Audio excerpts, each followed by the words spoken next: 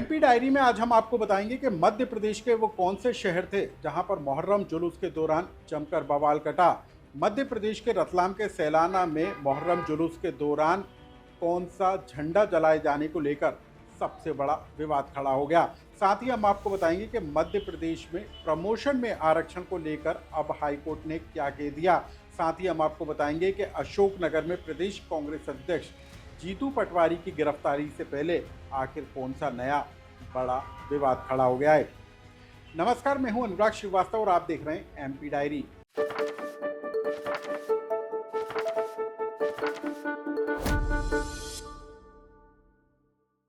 ये तस्वीरें मध्य प्रदेश के उज्जैन शहर की हैं। रविवार की देर शाम की ये तस्वीरें हैं जब कुछ लोग मुहर्रम का जुलूस लेकर जब आगे बढ़ रहे थे और उसी दौरान बैरिकेड तोड़कर आगे बढ़ने की कोशिश करते हुए नजर आए और इसी दौरान जो प्रतीकात्मक घोड़ा था वो भी गिर गया और उसके बाद यहाँ पर भगदड़ के हालात हो गए। पुलिस नियंत्रण करने के लिए पहुंची और पुलिस के साथ ही जो जुलूस में शामिल लोग थे उनके बीच जो है जमकर झूमा झटकी हो गई और इसी झड़प में दो पुलिस वाले गंभीर रूप से घायल हो गए और इसके बाद भीड़ को काबू में करने के लिए पुलिस को लाठीचार्ज करना पड़ा। दरअसल इस पूरे विवाद की वजह को भी जान लीजिए कि था क्या। जो लोग जुलूस के अंदर शामिल थे वो उस इलाके में घुसने की कोशिश कर रहे थे जिस इलाके पर प्रतिबंध लगाया गया था, यानी कि जो रूट पहले से निर्धारित किए गए थे उसी रूट से मुहर्रम का जुलूस निकाला जाना था, लेकिन कुछ लोग बैरिकेड तोड़कर प्रतिबंध वाले इलाके में घुसने की कोशिश करने लगे और जब उनको रोका गया तो कुछ इस तरीके की तस्वीरें निकलकर सामने आई। भगदड़ मचती हुई नजर आई और इसके बाद भीड़ को काबू में करने के लिए पुलिस ने लाठीचार्ज किया। इस पूरे घटनाक्रम को लेकर क्या कहना है उज्जैन पुलिस का, आप उसे सुनिए। दिन में जो मुहर्रम की 9वीं रात होती है उसको लेकर कल रात को पूरा जुलूस शांतिपूर्वक निकाला गया। इसके संबंध में आयोजकों से लगातार बैठकें की गई थी। कंट्रोल रूम पर भी थाना स्तर पे, सब डिवीजन स्तर पे और मोहल्ला के आयोजकों के स्तर पे इन सभी को निर्धारित रूट पर चलने के लिए समय अनुसार पाबंद भी किया गया था। उसके बावजूद सभी जो आयोजक हैं उन्होंने निर्धारित रूट का पालन किया। एक आयोजक के द्वारा गलत दिशा में बैरिकेड के पार ले जाने का प्रयास किया गया, जिस दौरान कुछ बैरिकेड के गिरने से पुलिसकर्मियों को चोट आई। उसके बाद उनको तितर बितर करने के लिए कमर से नीचे हल्के बल का प्रयोग भी किया गया और ये जो आयोजक हैं इरफान खान और लल्ला, इनके विरुद्ध और इनके 15 अन्य साथियों के विरुद्ध मामला भी दर्ज किया गया। अब ये दूसरी बड़ी खबर को भी जान लीजिए। ये भी मुहर्रम जुलूस से जुड़ी हुई है। ये मध्य प्रदेश के शाजापुर की तस्वीरें हैं जहां पर एक ही समुदाय के दो गुट मुहर्रम जुलूस के दौरान आपस में भिड़ गए। विवाद इतना बड़ा कि हाथापाई और गाली गलौच तक नौबत आ गई और उसके बाद यहाँ पर भगदड़ जैसे हालात बनते हुए नजर आए और इसके बाद यहाँ पर भारी पुलिस बल जो तैनात था उसने हालात को काबू करने के लिए लाठीचार्ज का इस्तेमाल किया। लोगों को नियंत्रित करने की कोशिश की गई, लेकिन जो तस्वीरें निकल कर आई वो बता रही हैं कि किस तरीके से यहाँ पर भगदड़ के हालात हो गए थे।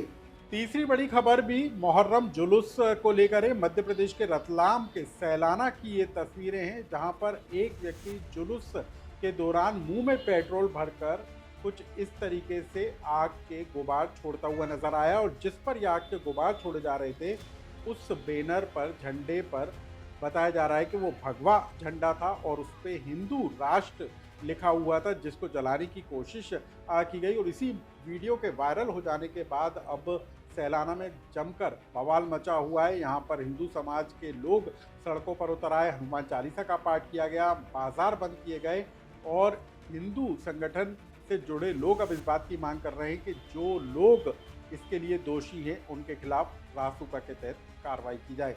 जुलूस निकालो, नमाजें पढ़ो, ईद मनाओ, कोई परेशानी नहीं है।